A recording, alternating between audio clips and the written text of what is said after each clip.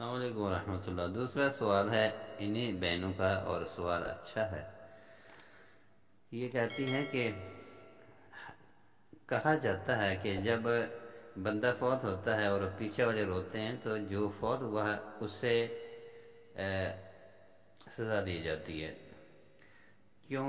जबकि जुर्म तो ज़िंदा लोगों का है और सज़ा मुर्दे को दी जा रही है। रो तो वो नहीं रहा, रो तो ज़िंदा लोग रहे हैं उसकी फौत होने के बाद। इसकी वजह बताएं। मेरी बहन,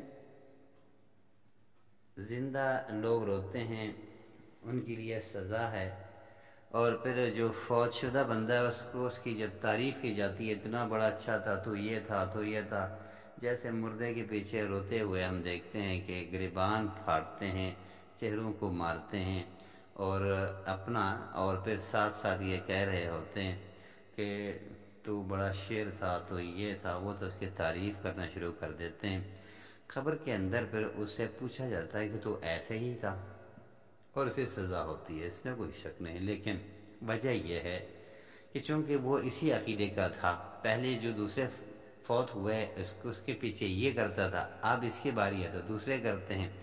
उसका अक़ीदा, उसका नज़रिया ऐसी था, लिहाजा उसके नज़रिए के तहत उसको सज़ा दी जा रही है।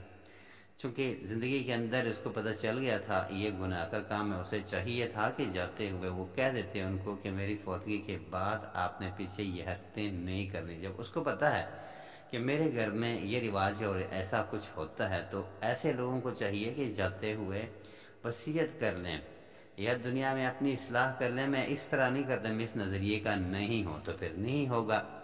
जब उसका नज़रिया है और वो दूसरों के पीछे करता रहा है वाबीला और रोना धोना, अब जब ये फौत हुआ तो उसके पीछे वाले भी ऐसे ही करेंगे तो सज़ा इसी को मिलेगी। बस इसी वजह से है। लिहाजा दुनिया में फ़ौत होने से पहले घर वालों को भी बताया जाए और दीन को समझा जाए। और इसी हालत में बंदा अगर फ़ौत होता है, बेशक पीछे रोने वाले रोते रहें तो उसको कुछ नहीं होगा इंशाअल्लाह।